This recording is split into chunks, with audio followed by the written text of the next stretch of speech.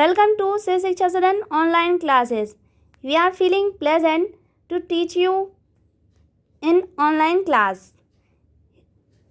कक्षा 5 से पाठ 4 माटी मेरे देश की जो एक कविता है, आइए हम समझने का प्रयास करें। माटी मेरे देश की कविता में कवि ने भारत की भूमि के बारे में बताया है। भारत की भूमि कितनी श्रेष्ठ है। यहाँ राम तीरों से खेलते हैं और कृष्ण भी इस माटी को अपने मुंह में खाकर बड़ी प्रसन्नता व्यक्त करते हैं। कोई भी थका हारा राहगीर इस पर लेटकर चिर निद्रा में सोता है। भारत की भूमि कभी मिटती नहीं। वैसे तो कहीं की भूमि नहीं मिटती, पर भारत की भूमि का अपना गौरव है, सम्मान है।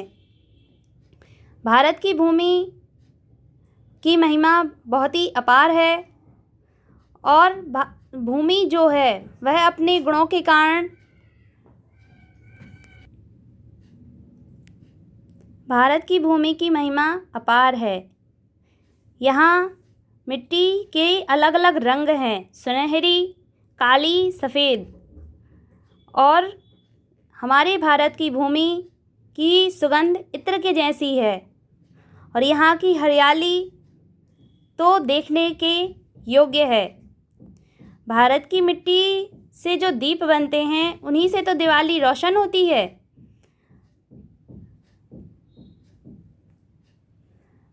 भारत की जो भूमि है, धरती माँ जो हैं, वे धन्य हैं। इस भूमि पर उगने वाले पौधों से समिधाएं बनती हैं और अग्निहोत्र यज्ञ का कार्य पूर्ण होता है।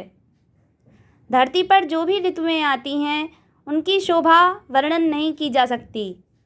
धरती पर जो फल फूल लदे रहते हैं, उगते हैं, क्यारियों में केसर जो सबसे ज़्यादा महंगा है, और भारत की भूमि की चरण वंदना सागर करते हैं।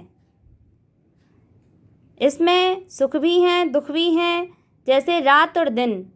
भारत की भूमि पर ही मोक्ष का मार्ग दिखाया जाता है, भक्ति सिखाई जाती है। यहाँ जन्म और मरण दोनों के गीत सुनाए जाते हैं। और काल जो है वो फूल तोड़ता है, लेकिन वह कभी फूल सूखता नहीं।